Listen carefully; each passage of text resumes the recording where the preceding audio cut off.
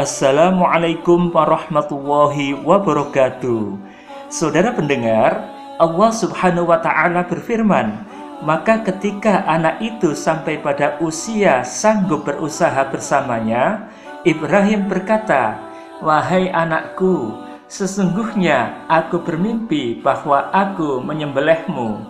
Maka pikirkanlah bagaimana pendapatmu." Dia, Ismail, menjawab, "Wahai ayahku, lakukanlah apa yang diperintahkan Allah kepadamu. Insya Allah engkau akan mendapatiku termasuk orang yang sabar." Quran Surat As-Saffat ayat 102. Ubaid bin Umair radhiyallahu an menyatakan bahwa mimpi para nabi adalah wahyu. Karena itu Nabi Ibrahim ingin melaksanakannya. Untuk itulah dikatakan dalam ayat tersebut juga, Ibrahim memberitahukannya kepada Ismail. Tujuannya agar sang anak bisa sabar dan tegar dalam mentaati Allah Subhanahu wa Ta'ala. Ibnu Ishaq meriwayatkan, Ka'ab bin Al-Akhbar mengungkapkan, ketika setan mengetahui Nabi Ibrahim alaihissalam berniat melaksanakan perintah Allah Subhanahu wa Ta'ala agar menyembelih putranya Ismail radhiyallahu an, maka ia bertekad bulat menggagalkannya. Sebagai langkah awal, setan mendatangi ibunda Ismail, Siti Hajar, dan bertanya, "Tahukah engkau kemana Ibrahim membawa anakmu?" Hajar menjawab, "Mereka pergi mencari kayu bakar." Setan berkata, "Tidak, demi Allah, Ibrahim ingin menyembelihnya."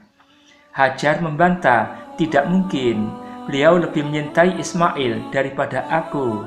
Setan berusaha meyakinkan, Ibrahim menyangka Allah yang merintahkannya menyembelih Ismail.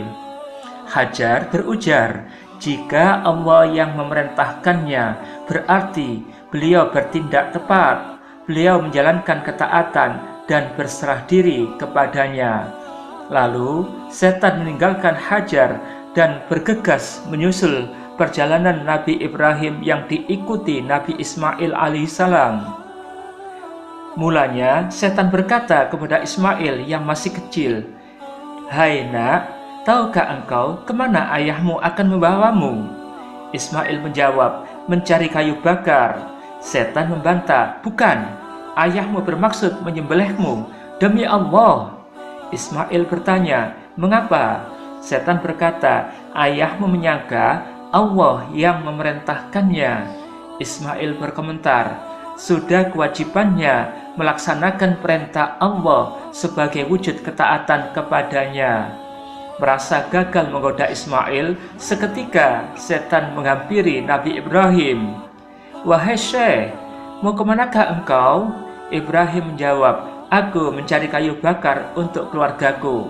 Setan meyakinkan, "Demi Allah, aku benar-benar melihat setan mendatangimu dalam mimpi dan menyuruhmu menyembelih anakmu itu." Spontanitas Ibrahim mengerti bahwa yang berbicara dengannya itu adalah setan. Maka beliau berkata, "Menyingkirlah engkau, wahai yang terkutuk. Demi Allah, aku benar-benar akan melaksanakan perintah Tuhanku." Setan itu pergi dengan marah karena tidak berhasil menggagalkan tekad Ibrahim untuk melaksanakan perintah Allah Subhanahu wa Ta'ala, yakni menyembelih Ismail.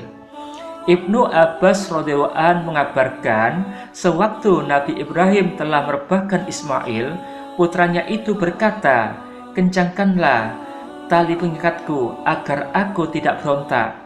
Lepaskanlah baju ayah agar tidak terciprat darahku, sebab jika ibu melihat darahku, tentu ia akan sedih.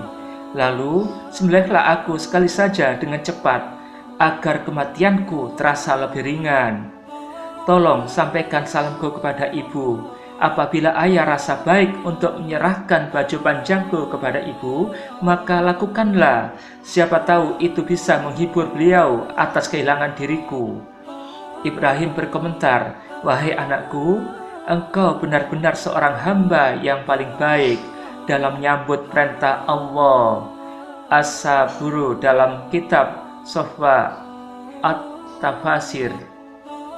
Allah Subhanahu wa Ta'ala berfirman, maka tatkala keduanya berserah diri dan dia Ibrahim membaringkan anaknya atas pelipisnya, kami panggil dia, wahai Ibrahim, sungguh engkau telah membenarkan mimpi itu. Quran Surat As-Saffat ayat 103-105. Sesungguhnya ini benar-benar suatu ujian yang nyata, dan kami tebus anak itu dengan seekor sembelian yang besar, yakni kambing. Quran Surat As-Saffat ayat 106-107. Saudara pendengar, peristiwa itulah yang menjadi dasar disyariatkannya korban pada Hari Raya Idul Adha, atau yang sering disebut dengan Hari Raya Haji. Demikianlah saudara, terima kasih atas perhatiannya. Billahi taufik wal hidayah. Wassalamualaikum warahmatullahi wabarakatuh.